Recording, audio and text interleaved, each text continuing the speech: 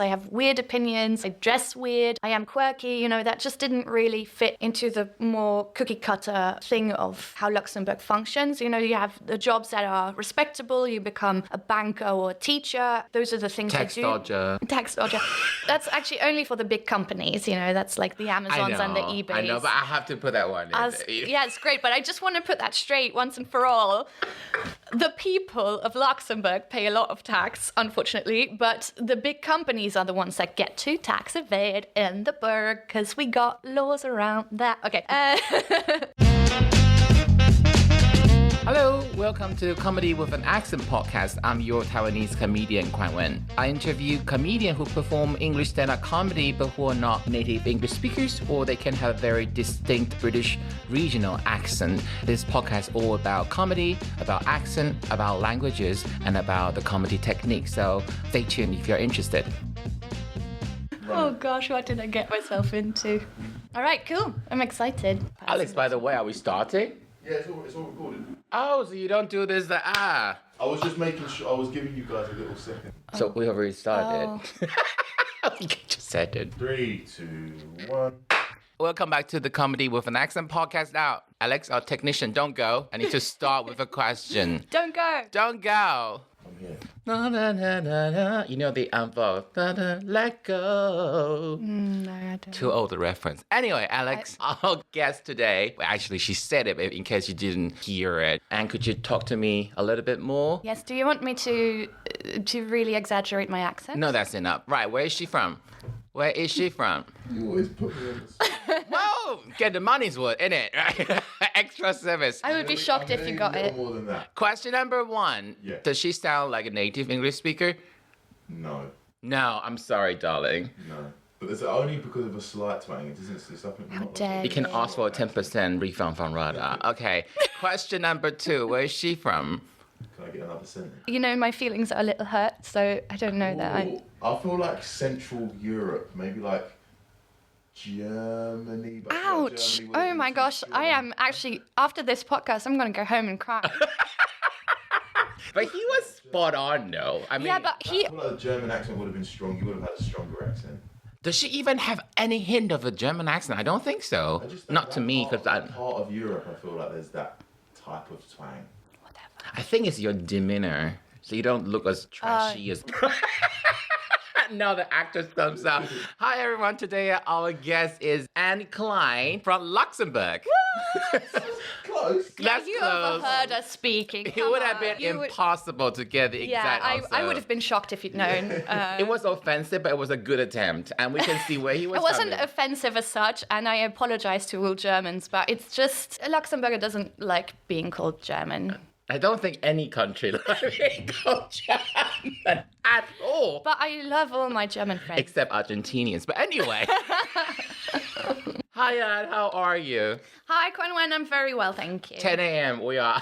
It's too early. 10 a.m. on a Monday morning. I don't know. She's so professional. I don't know how she agreed to this. I think I see a little bit of regret in her eyes. But anyway, we're going to get through the recording. I'm going to start with this question.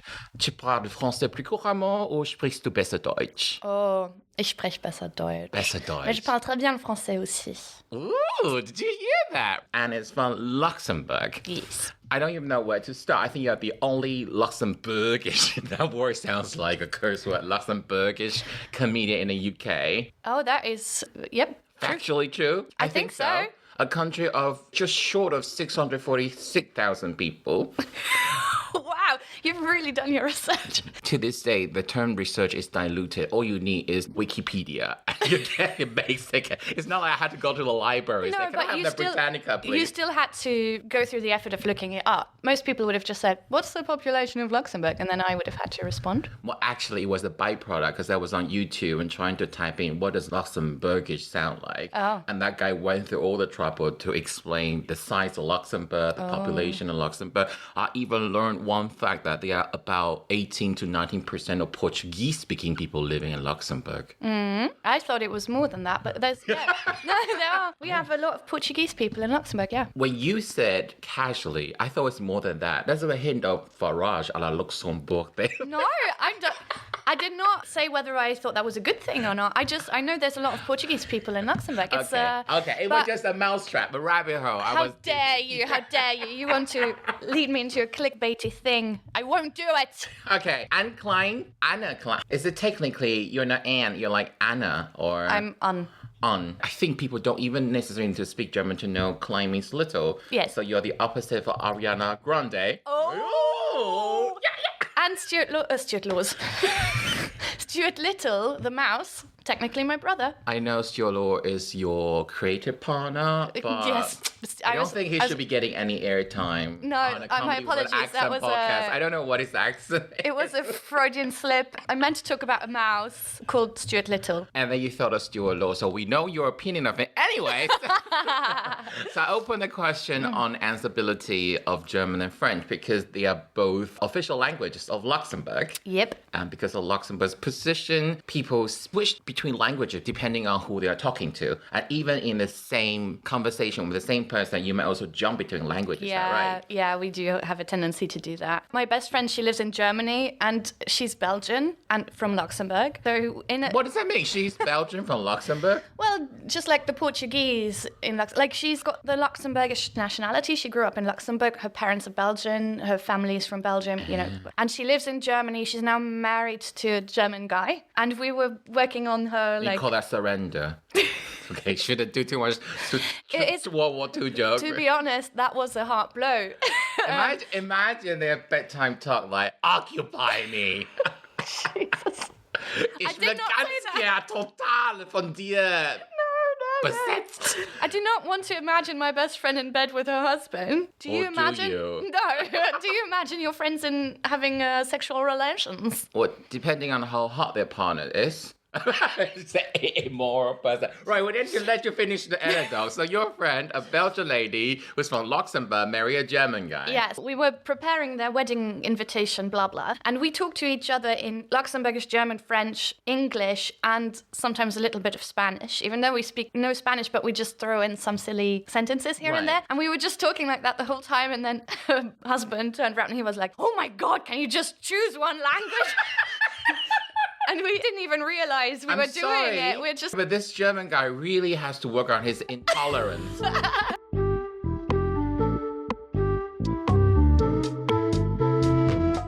But he only understands one of those languages. No, it's not true. He understands a couple. But if you're just standing there like cooking and listening to people just completely switching around the whole time, it's quite stressful. Okay, that's a very interesting and perfectly fitting anecdote for this podcast. But under what circumstances you feel like, so let's say, for example, do you remember what's the initiating language you talked to her? Luxembourgish. Luxembourgish. And why did it veer off Because the we track? enjoy it. Oh, so it's not like you touch upon a subject, you feel like you can explore the subject more when you speak of Deutsch and...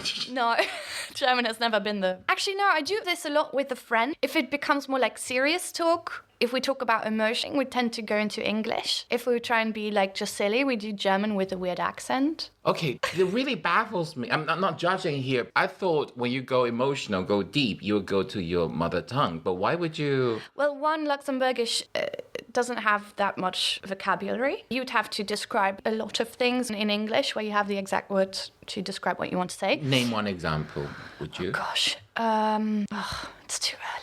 I'm tired. What about the word... Oh, I learned this word only last year. Cathartic. Cathartic? Yeah. What did you freeze? I'm trying to think how I would say that in Luxembourgish. But is that a good example? I think, yeah. It's so hard for me to translate. I'm either in one language or another, but translating I find really hard. Maybe. No. Yeah. And I think that's an example of saying that it's just much easier and straight to the point when you use English to talk about something, whereas in Luxembourgish you have to wobble on around the topic. And also I think there is a certain, you distance yourself slightly from it. So it's easier to talk about your feelings in a different language because it's like not so close. It doesn't feel quite so unsafe. Almost like your own therapist. Yeah. And you yourself, whatever happened, became the object I suppose subject. a little bit does create some distance. Also, I think something. This now I'm doing therapy, but I'm gonna charge you this start time. I've really come into myself as a person when I moved away from Luxembourg, and the language I used was always English. So I feel closer to my own feelings and emotions when I speak English than when I speak Luxembourgish, because I didn't really have the habit of talking about personal things so much in that language. Okay. So we need to clarify a little bit. You say that the language I use was always or has always been English, but you meant the point you arrived here. Yeah, well, and you were able to truly be yourself. And from that point onward, it has always been English. You felt the absolute liberty in self-expression. That's correct. But also, it wasn't here that I started using it a lot. I studied hotel management in Switzerland, and that school was also in English. So from the moment I left Luxembourg, English was my dominant language. There's some sort of self-repressed version of you when you were at home speaking Luxembourgish. Yeah. And English liberated you. Yes. Okay. Deep. Oh boy. way too deep at the start of the My podcast. apologies. That's what you get from me. Because I wanted to talk about the hot fact of Luxembourg, but I think we need to seize the momentum. The interview you did with ARACT Radio, we talk about in Luxembourg, you were an oddball. It's a small country, and it's a bit villagey. Like Yeah. your royal family are not even king or queen, they're the Grand Duke. How dare you? Anyway, can you explain a little bit why you couldn't be yourself at home? I mean, I'm also putting that on it. Luxembourg is quite... But why? Like, you are a very talented performer. Thank you. I'm very afraid of commenting on female performers' look, but you are a very pretty person. So why would you... It doesn't make sense to me. Why? Well, one, I became this person. Obviously, I wasn't. Are you talking about, like, a Princess Diary? Yes. She's trying to hint whatever Anne Hathaway has been cast in, she can take it. Just give her a chance. Anyway. That's right. I had a coach the other day and she said to me, you have this thing where you're like completely unspectacular and then... Was the coach German? But that also- sentence just came out with a bang. but also stunning. And I was like, okay, I don't know what to do with this. But yeah, I mean, that's not the first time I've been asked to audition for a After role. that horrible statement, he gave you a really funny simile, like mashed potato. like mashed potato. No, that would make it worse. Mac and cheese or fried bacon, like a company. It's horrible. You're making it worse. No, okay, I will eventually find one, but you know what I mean? Like, I got into the comedy writing more. After that shock statement, you come up with a twist, an element of surprise. Yeah, no, didn't happen. So- She just left me there to cry. So I'm a very not spectacular person. I'm a little You plain. were? I was, thank you, therapist. And Vergangenheit, past tense. yes, this is cognitive behavioral therapy happening right here. Often been told I'm useless. Also, drama teachers telling me, gosh, what you did in there was insulting, all of this in Luxembourg. And me saying, oh, I want to train as an actor. And they go, I don't think you've got it. I've been put down a lot. But is that a Luxembourgish cultural trait? No. Or you just were unlucky with your teachers? I was just too weird for them. They didn't really know what to do with me. I was just an oddball. I have my own opinions. I have weird opinions. I dress weird. I am quirky. You know, that just didn't really fit into the more cookie cutter thing of how Luxembourg functions. You know, you have the jobs that are respectable. You become a banker or a teacher. Those are the things Tax you do. dodger. Tax dodger. That's actually only for the big companies. You know, that's like the Amazons and the eBays. I know, but I have to put that one in. Yeah, it's great, but I just want to put that straight once and for all. The people of Luxembourg pay a lot of tax, unfortunately, but the big companies are the ones that get to tax evade in the burg because we got laws around that. Okay, so come. But yes, it was that. It's just not the country where you can explore your weirder sides, let's say. You know. I used an example in the interview that you would just not... You love London because you can just dress a hot dog and walk around in the tube and no one's gonna bat an eyelid. To be fair, I think they might secretly film you without actually looking at you. But I get exactly what you mean. Yeah, but you see so much, like I saw a woman the other day on the train. One was using tweezers and just tweezing her chin hairs on the tube. And someone else who was still wearing the curlers in her hair. It's just, nobody gives But that is, no, it's okay. I beep it, and it sounds funny when I beep it. But that's exactly why Sam Smith went to the Brits Award in that. There were so many memes of him. Right. But it takes a city like London with that. I don't really give it a shit energy to allow people to indulge themselves. You know, in Taiwan, because I've always been a big boy, I have a bit of man tits. Right. And in Taiwan, if I dress something not loose enough and shows any shape of my man tits, everyone comments on it. Really? It's like, oh, do you not think that's too tight for you? And then I came to this country, like people, chubby English guy with absolute massive tits and protruding nipples are so comfortable in their skin. And that's beautiful. That's how we want to live. I wouldn't say beautiful. That's a bit too far. But I would say that's courageous. Good on you, mate. And then I decided to do it myself. Well, great. Which I love why that. I wear this for you today. Oh, I think it shows it's my lovely. men tits. You look lovely. If I'm not allowed to talk badly about myself, neither are you. You look wonderful. You little bitch.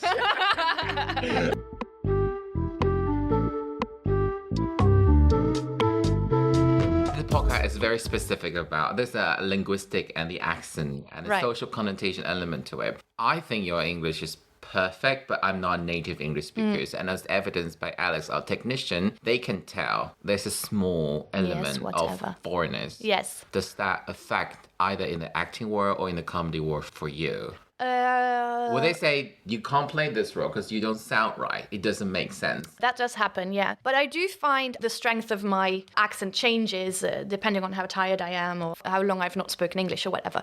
I found that often English people only hear my accent once they know I have one. Right.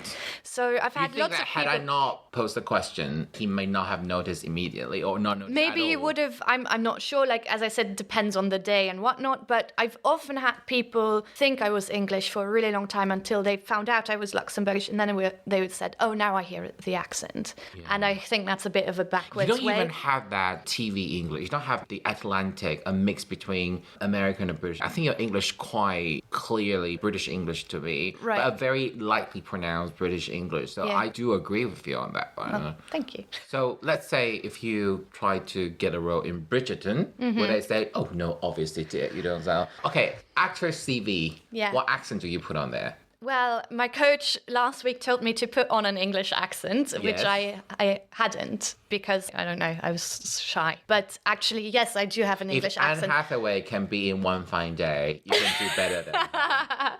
And also Reese Witherspoon in The Only Thing Is Being Earnest. Oh my God, her English accent is so bad. Oh no. She should pay back to the production team. Anyway. Oh no. I was a bit shocked by Dakota Johnson now. But anyway. Are there still standards anymore? Okay. So you haven't put English on. I put it on now. I think it depends on whether I get into the room or not. If someone looks at my CV and they see English, German, French, Luxembourgish, they go, clearly her English isn't going to be very good. There's a lot of already preconceived idea. I think they'd rather have someone who's from England done. They're safe. But if I got into the room, I don't know that it would pose a huge problem. But in a way, maybe shows on Netflix like Emily in Paris is better for a multilingual, very globalized actor like you, right? Because your accent will make sense easily in any of their Especially shows. Since I can I can go from... It's not too difficile. No, because I speak all the languages. I can easily, like... Pardon, mais j'ai pas de cigarette. Non, mais ça va, I can do it without. Yes, but my sister is 25 years old, and so even if I go to Germany, das könnte ich, weißt du? Germany? Ja, das wäre kein Problem. Dein Akzent ist wunderbar, wunderbar. Dankeschön. So when you speak German and French, do they know you're not from Germany and France? Oh, I'm gonna get in trouble. Do you say 80 or 90 or 90? It depends on whether I'm... Talking to a Belgian or Belgian or French, that's right. Or Québécois. Or Swiss. Yeah, it depends. Yeah. I have to adapt to the person I'm talking to. So what's most natural to you? In Luxembourg, which one? I mean, 90, we would say in Luxembourg.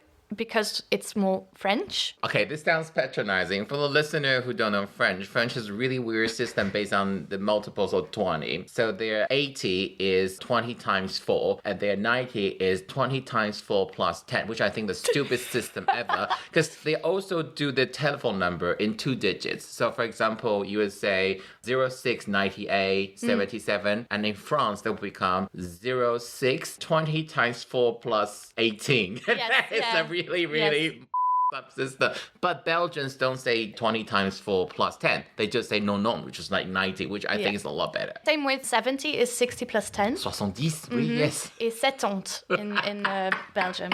So can they tell you're not from France? Yes, I think so. I'm currently doing a play that's a monologue in French, and I've managed to get like a pretty good French accent in the end, where some people said they don't hear an accent. But what's the initial accent? Slightly Germanic or? Oddly enough, since I've come back from London, when I have like a post guy or something doing something in my house, when I speak to him in French, he responds in English because he thinks I'm English. So I have more of an English accent now in my French than a Luxembourgish one. Do you find it funny or slightly insulting or slightly sad? No, I like it. I feel quite at home in England, so it's quite nice actually. And also my hairdresser, she's like, she'll do my hair. She'll speak to me in French, and then she'll be like, "Oh, Luxembourgers are the worst. I would never date a Luxembourger because she thinks I'm an expat." And I'm like, yeah, same. In the Pokemon reference, your Ditto is a Pokemon that would take up the shape of any Pokemons it encounters. Oh, I'm sorry, I'm very, but yeah, I'm a bit of a chameleon, I think. Okay, what about wenn du Deutsch sprichst? Ich spreche perfektes Deutsch. Do they think so though? Yes. Until I say something like, I do have to say this is Hochdeutsch, so it's a bit like So what I'm saying RP. is when I you- speak like RP, and in Germany they know nowhere in Germany do you speak Hochdeutsch Yes. naturally. Yes. So my lack of accent is what gives it away. You speak like British Jones' English version of German. Yes. I mean, by British Jones, I mean Renee Zellweger, because when she learned to do the English accent, she learned it really well. But Right. it doesn't have any specific trait of any specific region. in Yeah, the like UK. RP, received Yeah, pronunciation, yeah. which is the neutral version of English, and I speak the neutral version of German as well. But then I say things like, kannst du mir anrufen, which would be, can you call me? Oh gosh, how do I say it? It's a wrong case. It's, You know, ich 'cause ruf dich German- an. Yeah, it should be accusative, right? Yeah, kannst du Mich mich anrufen, genau. But is that the Luxembourgish influence? In Luxembourgish we say ruf mir un, and so I translate it directly into German. But then the Austrians do also say ruf mir an. So depends on where you come from, but it's definitely But not didn't German. you just contradict your point? Because you were saying you're speaking RP English. You're speaking Hochdeutsch, but you just gave me an example of you messed up with the Hoch. That's what I mean. Like, I get away with it. I sound German until I bring in a little mistake like that. Sometimes there's little bits that flow into.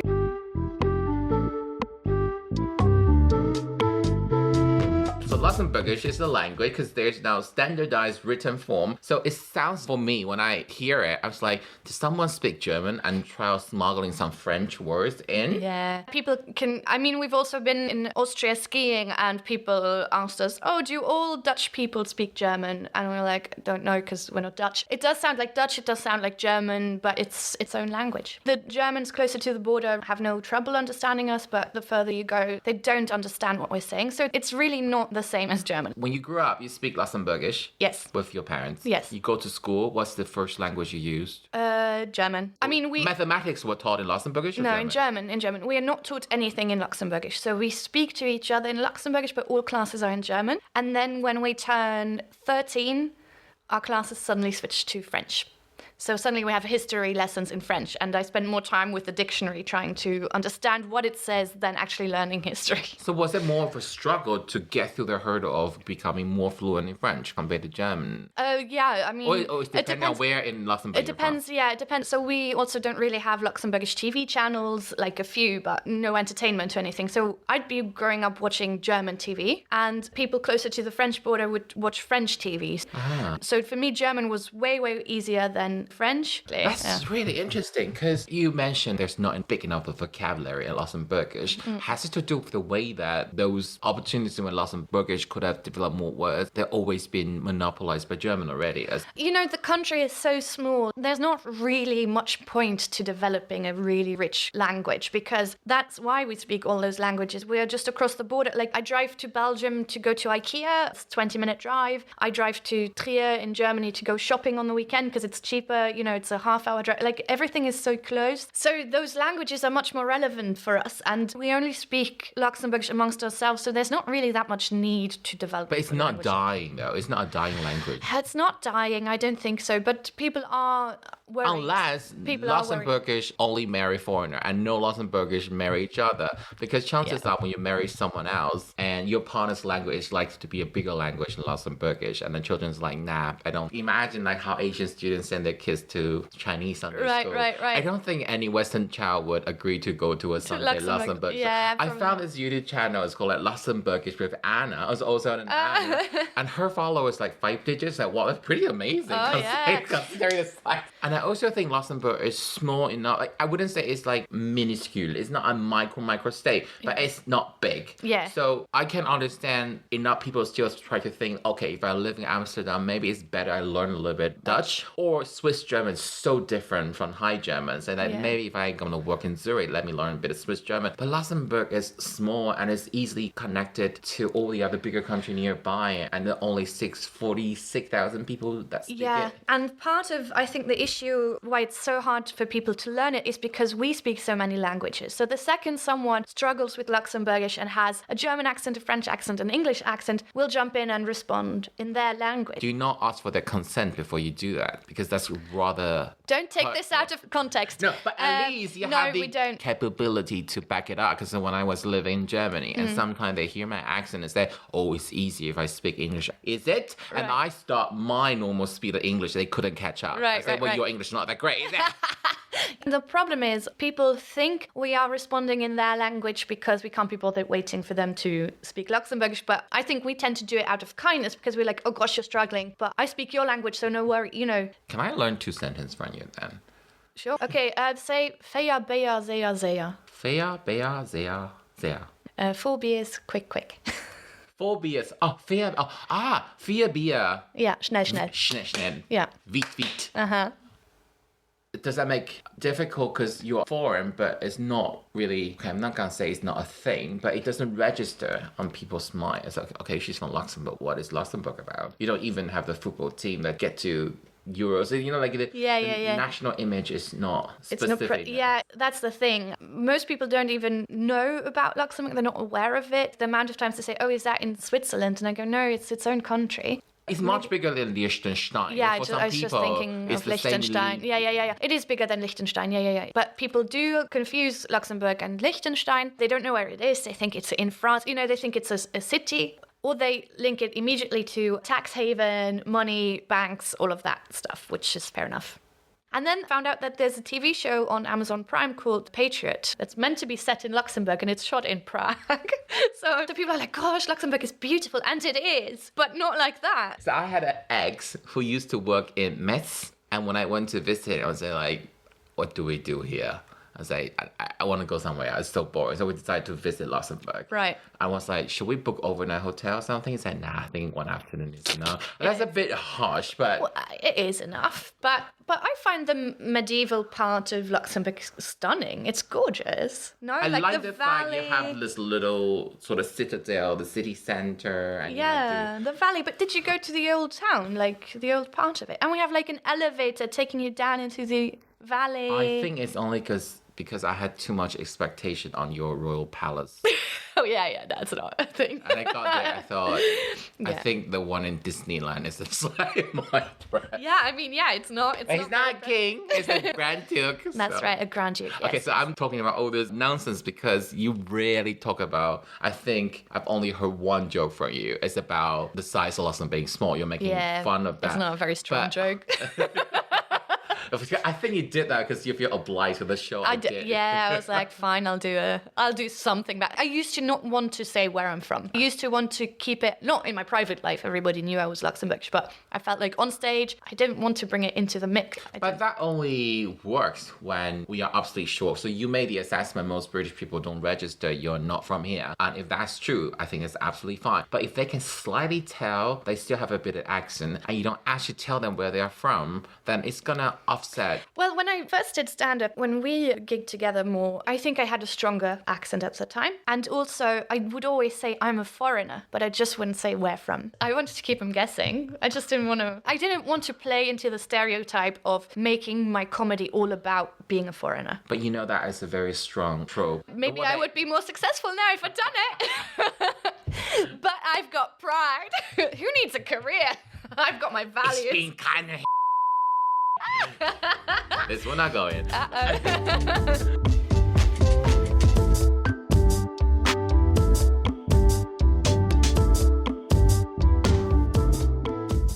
So you had to leave Luxembourg to, how to say that, to accomplish this version of you. Yes. And then you were sent back by fate. I was indeed. But actually, it was really good for me because I've come to terms with a lot of things. I've always avoided going back to Luxembourg, and being forced to really spend a good amount of time there, I've completely changed my opinion on it. I got to work a lot as an actor this time. That was wonderful. So I got to, because coming to London and doing stand-up, I learned to make use of my weirdness. And this time going back to Luxembourg, I got to continue using that in theatre. So that was great. And it's good that I went back with a slightly more confident version of myself and into the arts. So I found my people. You found your people. They existed. You just didn't know where to find them. No, I didn't know where to find them. Is it because this time you didn't stay with your parents? The key difference. I went back to Luxembourg, but I stayed away from my mom. That's you said that. I will not go into that. I've already divulged too much of my personal life. Yeah, I think that had something to do with it. I had my own place. I got to... No, you basically know how to protect yourself this time. Yeah, I did. Mental well-being. And I worked in the arts. I actually... Oh, yes, someone has an IMDb page who has been cast in the currently Netflix. I didn't know Luxembourg's on a budget to do a police crime drama, but she's in Capitani. That's correct. On we have Netflix. Lots of funding. Come to Luxembourg to make your shows. But I'm also, can I say this off the record? I'm also in an Oscar-nominated short film. Yes, but I forgot the name of that specific film. But I remember, and that film is in 2023, right? Yes. Yes. So should we say that now? I don't know. Just I just do wanted it. to put it. No, just do it. I can't say it.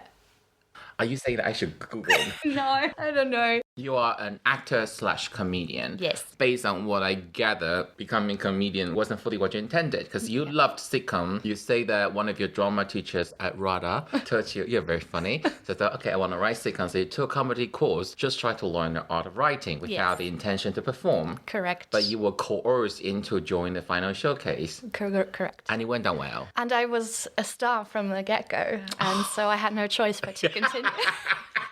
So Anne started performing around 15 or 16. I returned from Berlin to London in the summer of 16. So for a year or two, we bumped into each other quite a lot. Yeah. I had the more open-minded level gigs at that time. Yeah.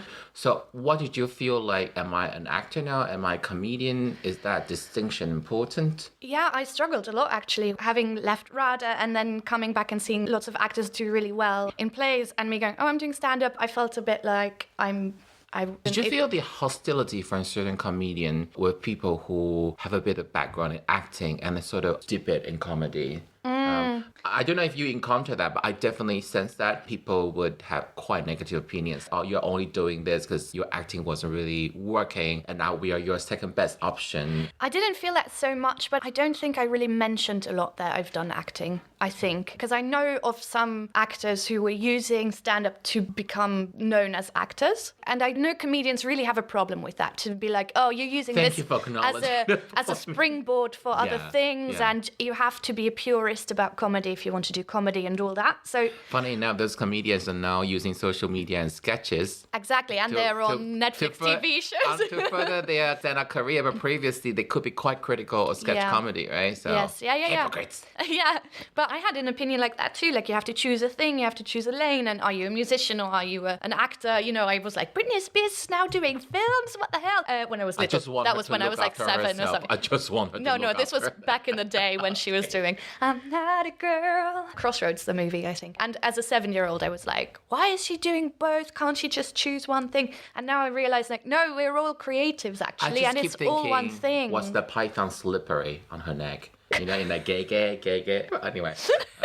Off the track again. I'm surprised when you say people don't know, though, because there's always an acting element incorporated in your routine. That's true. I felt like I was always either the one thing or the other. There was not really crossover, whereas now I feel a bit different. That's really funny, because when you notice comedian, they think stand-up is just about talking and nothing else. But when you look at the really experienced professional comic, they would start to learn more physical acting, facial expression. So is it really supposed to be separated? It's just performing. Ultimately, it's just performing. It is. I think knowing how to act does help stand-up, but I feel like stand-up comedians are often put in acting roles. I think just because you're good at doing stand-up doesn't mean you're good at acting. I would take that, because when you have to memorize your script, and stand-up comic will say, you know what, it. If I don't remember, I'll improvise. But you can't do that when you are cast. No. Yeah, I mean, it depends on the show. There's definitely shows where that's a very good skill to have. Yeah. So I'm sure if you were on Curb Your Enthusiasm, they would be happy for you to do that.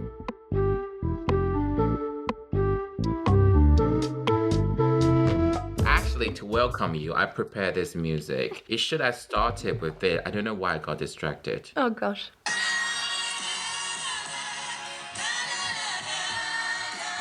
Is that our Eurovision song?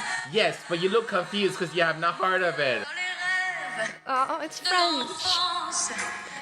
I don't even think she's Luxembourgish. I think she's French. No. We hired a French person to enter for us. I didn't time it well, because it should go straight into the bit and then we can move on. I see. Oh, this is so dramatic.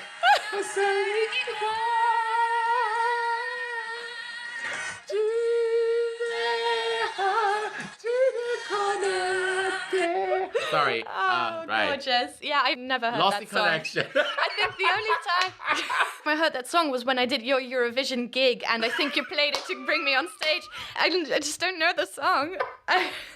Because Luxembourg hasn't been doing Eurovision since 1980 something. It's possible, but I know they stopped entering because it was too expensive to host when we won. So they were like, we don't want to host anymore, and then they didn't enter anymore. You can just deliberately not win. It's all about the money. You know, like, why would you enter a competition and try not to win? Just to get the publicity. You're not going to get good publicity. I'm unlearning being Asian, okay? Getting to a competition and not win is very un-Asian. That's true. You said what English kids are taught. It's like, what? Nonsense. You did say you don't actually know where you want to end up. We had this discussion. You're still kind of combined. You enjoy working. You're still exploring, finding out about yourself. And this is just part of the journey. To be honest, I love having my hands in lots of pies. I get bored quickly if I do the same thing for too long. For me, it's absolutely gorgeous being able to do some stand-up, do some acting, do some film, do some voiceover, do all of it. I love that. And that for me makes my life rich. So that's what I want to keep doing. So I have no aspiration of doing live at the Apollo, but I do have an aspiration of continuously working in all of those areas. And that's the end of the therapy session. Thank you so much. Please send me your bank details. I will make you. It's a weird note to end on. Shall we sing? We get through more than 1 hour recording on Monday morning. Hire me. I will be on time. Acting roast, anything apart from OnlyFans. All right, I'll do OnlyFans as well. Today has been Anne Klein. Thank you for coming. Thank you. Bye. Thank you for having me. Bye.